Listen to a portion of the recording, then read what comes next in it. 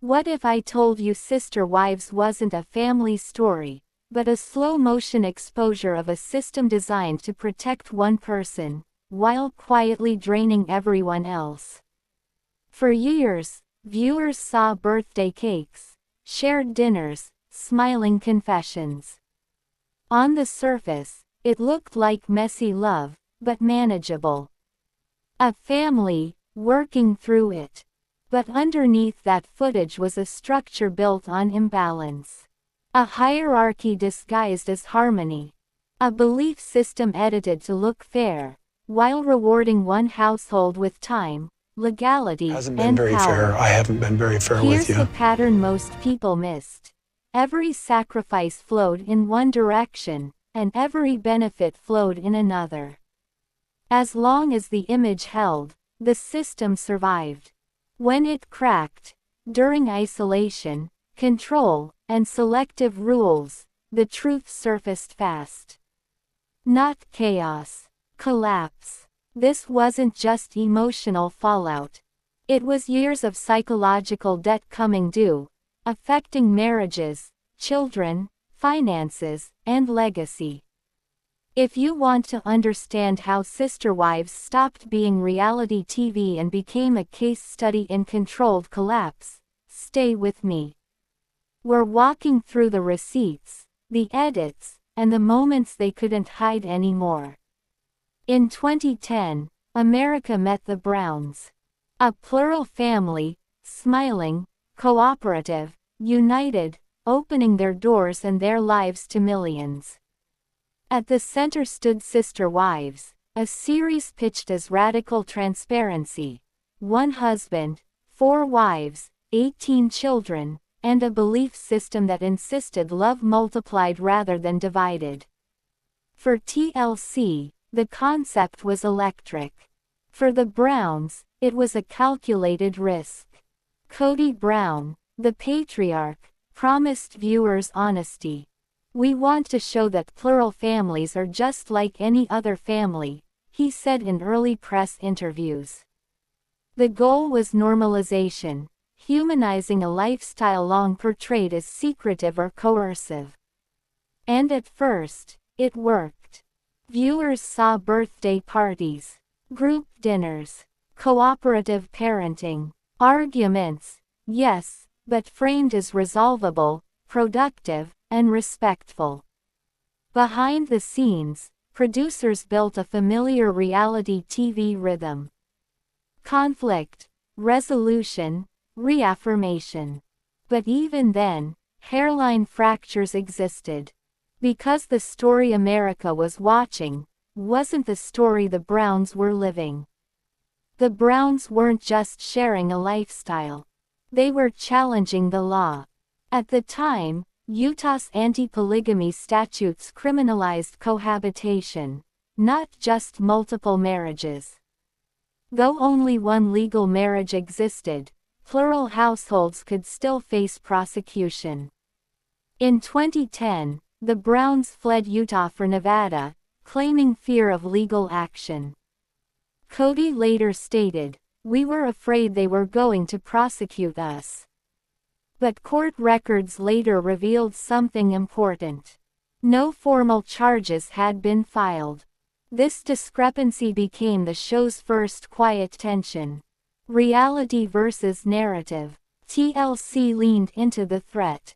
Danger creates stakes. Stakes create viewers. Yet, years later, critics and legal analysts would note that Utah's enforcement at the time was inconsistent and rarely targeted families like the Browns. The family eventually sued Utah, arguing their constitutional rights were violated. In 2013, a federal judge ruled parts of the law unconstitutional, only for that ruling to be overturned on appeal in 2016. By then, the show had moved on. But something else had begun. The legal fear faded, but the emotional cost had only started to compound. Polygamy, as presented on Sister Wives, relied on balance. Time, attention, affection. From the beginning, Christine Brown, Janelle Brown, and Mary Brown spoke openly about jealousy, but framed it as spiritual work. Then came Robin Brown. Her arrival marked a tonal shift. She was younger, legally married to Kody, and, gradually, emotionally prioritized. Episode after episode, viewers noticed patterns. Longer stays at Robin's house. Softer language toward Robin in conflicts. Increased distance from the other marriages. Fans didn't need insider knowledge to sense imbalance. Reddit threads titled, "As Kody Playing Favorites?" began trending during live episodes. Facebook fan groups splintered. YouTube reaction videos dissected body language frame by frame. Still, the show maintained structure. Until it couldn't. Because when a system depends on fairness, even small favoritism becomes explosive. The turning point didn't come in a fight. It came during the COVID-19 pandemic. TLC expected logistical challenges. What they got was emotional collapse. Kody instituted strict rules many wives felt were selectively enforced.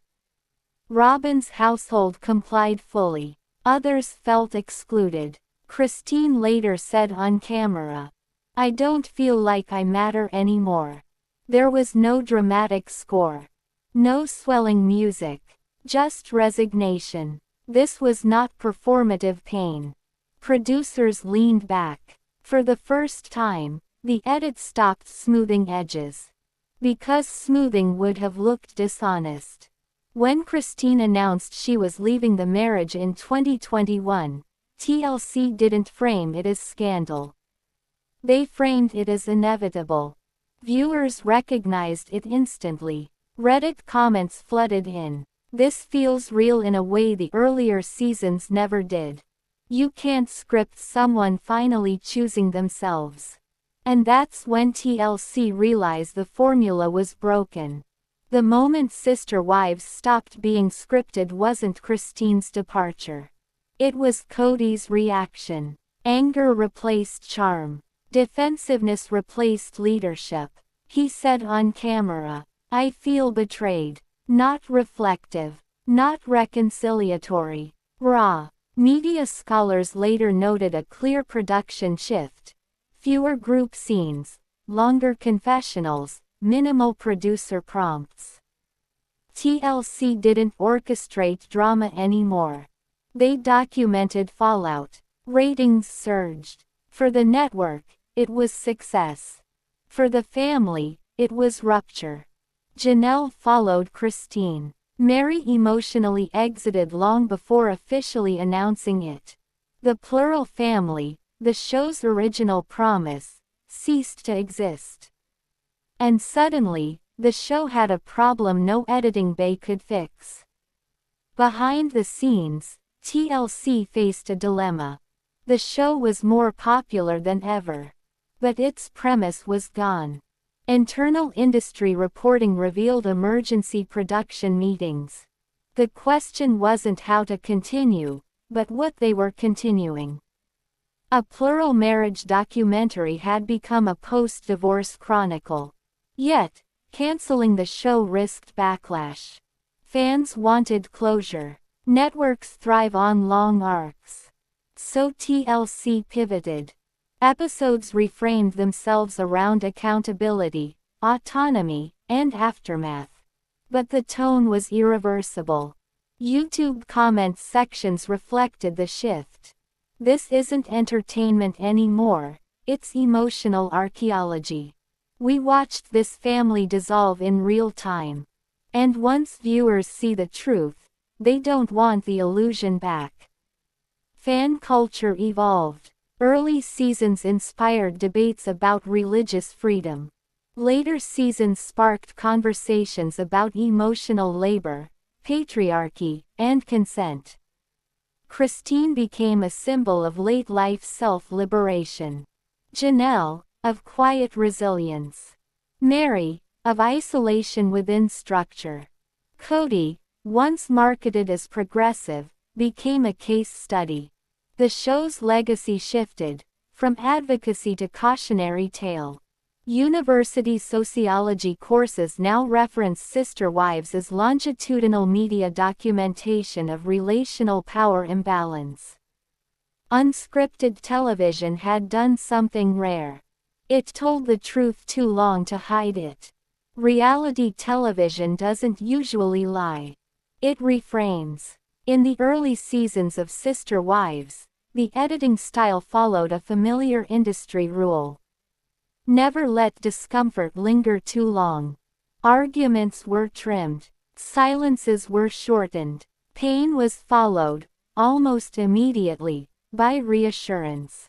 Editors used reaction shots of smiling children, confessionals emphasizing growth, group scenes designed to visually restore balance.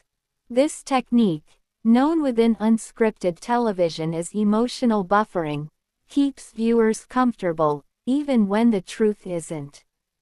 Christine's early expressions of loneliness were frequently followed by her own self-correction. "I just need to work on my jealousy. I need to be better." But what viewers didn't see were the unresolved conversations. The repeated patterns. The same issues resurfacing season after season. By the time later seasons removed these buffers, the contrast was jarring. The same problems were still there. Only now, no one was pretending they were temporary. When the edit stops protecting the story changes forever. For years, Kody Brown functioned as the narrator of his own life. He framed the conflicts. He explained the belief system. He defined what viewers were supposed to feel. In early seasons, his language was collaborative. "We're learning. We're adjusting. We're growing." But as pressure increased, so did defensiveness. His tone shifted from leadership to grievance. From problem-solving to blame. Media analysts later pointed out a linguistic change that often signals emotional unraveling. The replacement of "we" with "me." Disagreement became disloyalty. Boundaries became rejection. Independence became betrayal. Viewers noticed. Online compilations began circulating. Side-by-side comparisons of early optimism and later resentment. What once read as confidence now felt like control. When the audience stops seeing a guide, and starts seeing a warning. For much of the series, the children were presented as evidence. Evidence that the system worked. Evidence that plural marriage created stability. But as the children grew older, many quietly stepped away from the show, from polygamy, and from public commentary altogether. Several adult children openly stated they would not choose plural marriage for themselves. Others said nothing at all. Sociologists often note that silence, especially collective silence, is meaningful. When individuals raised within a belief system choose distance rather than defense, it suggests not rebellion, but resolution. The show never centered this shift. Yet it remained visible in absence. Fewer appearances. Less engagement. Lives lived off camera. Sometimes the most honest testimony is choosing not to participate. By the later seasons, the audience had changed. Viewers were no longer passive. They tracked timelines, compared episode footage with social media posts, mapped inconsistencies in rules, housing, and emotional access. Reddit threads functioned like open investigations. Facebook groups debated motive and power dynamics. YouTube creators analyzed body language frame by frame. This wasn't obsession. It was pattern recognition. The audience no longer accepted the show's framing at face value. They built parallel narratives, often more coherent than the official one. Reality television had unintentionally trained its viewers to read between the edits. When fans understand the format loses control. The long arc of Sister Wives taught the industry a lesson few networks expected. You can script moments. You can guide conversations. But you cannot fake endurance. Long-running reality doesn't just show events. It exposes systems. And systems, over time, reveal whether they are sustainable or fragile.